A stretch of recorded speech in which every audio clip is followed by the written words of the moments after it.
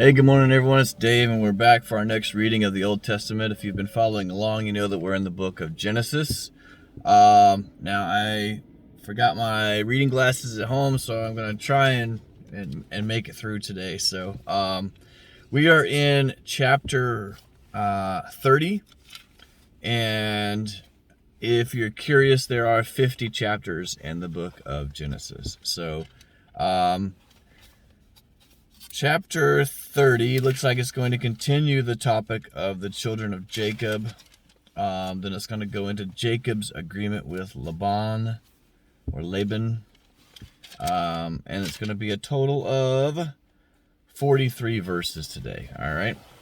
So let's go ahead and get started. See if my eyes can do this. All right. Here we go. Get some sunlight on it. Now when Rachel saw that she bore Jacob no children, Rachel envied her sister and said to Jacob, "Give me children, or else I die." And Jacob's anger was aroused against Rachel, and he said, "Am I in the place of God, who has withheld the fruit from your womb?"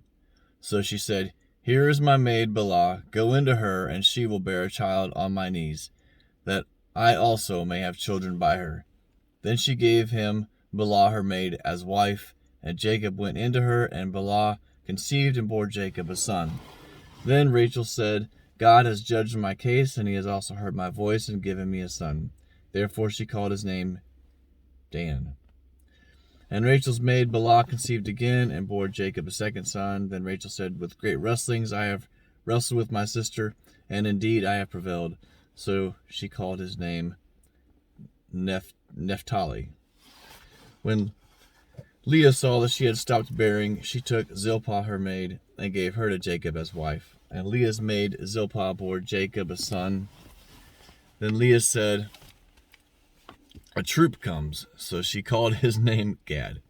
And Leah's maid Zilpah bore Jacob a second son. And Leah said, "I am happy, for the daughters will call me blessed." So she called his name Asher. Now Reuben went in the days of wheat harvest and found mandrakes in the field, and brought them to his mother Leah. And Rachel said to Leah, "Please give me some of your son's mandrakes." But she said to her, "Is it a small matter to you that you have taken away my husband? Would you take away my son's mandrakes also?" And Rachel said, "Therefore he will lie with you tonight for your son's mandrakes." When Jacob came out of the field in the evening, Leah went out to meet him and said, "You must come in to me, for I have surely hired you with my son's mandrakes." And he lay with her that night. And God listened to Leah, and she conceived and bore Jacob a fifth son. Leah said, "God has given me my wages, because I have given my maid to my husband." So she called his name Issachar. Then Leah conceived again and bore Jacob a sixth son. And Leah said, "God has endowed me with good endowment. Now my husband will dwell with me, because I have borne him 6 sons. So she called his name Zebulun. Afterwards she bore a daughter and called her name Dinah. Then God remembered Rachel, and God listened to her and opened her womb, and she conceived and bore a son. God has taken away my reproach. So she called his name Joseph. And she said, "The Lord shall add to me another son." And it came to pass, when Rachel had borne Joseph, that Jacob said to Laban, "Send me away, that I may go to my own place and to my own country. Give me my wives and my children, from whom I have served you, and let me go. For you know my service which I have done for you." And Laban said to him, "Please stay, if I have found favor in your eyes. For I have learned by experience that the Lord has blessed me for your sake." Then he said, "Name your wages, and I will give it." So Jacob said to him, "You know how I have served you, and how your livestock has been with me. For what you had before I came was little, and it has increased to a great amount. The Lord has blessed you since my coming.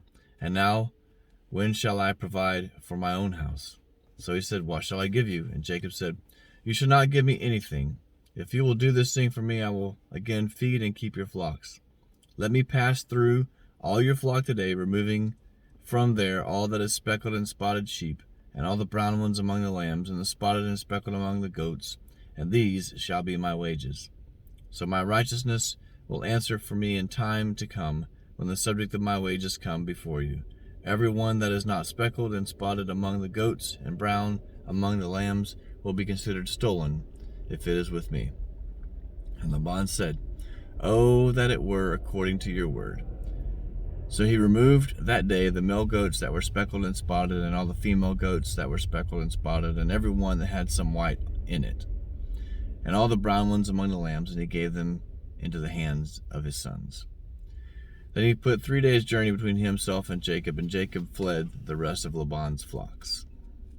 Now Jacob himself took rods of green poplar and of almond and chestnut trees, peeled white strips in them, and exposed the white which was in the rods. And the rods which he peeled he set before the flocks in the gutters, in the watering troughs where the flocks came to drink, so that they could conceive when they came to drink. So the flocks conceived before the rods, and the flocks brought forth streaked, speckled, and spotted.